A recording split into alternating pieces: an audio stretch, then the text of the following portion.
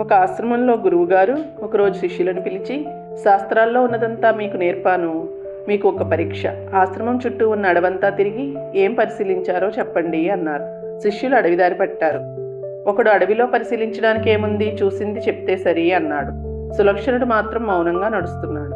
సంధ్య వేళకి శిష్యుల ఆశ్రమం చేరి గురువుగారితో మామిడి పండ్లు తీయగా ఉన్నాయని, జలపాతంలో నీళ్లు చల్లగా ఉన్నాయని, పామును చూశామని, ఏనుగును చూశామని ఇలా రకరకాలుగా చెప్పారు. అంతా విన్న గురువుగారు, సులక్షణ నీవు ఏమీ గమనించలేదా అని అడిగారు.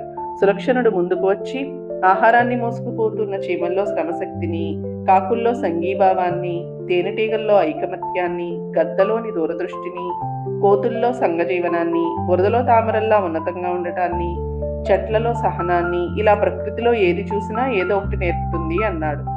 దేనిలో నుంచైనా మంచిని నేర్చుకోవడమే అసలైన విద్య అని వెన్ను తట్టి ఆశీర్వదించారు గురువుగారు.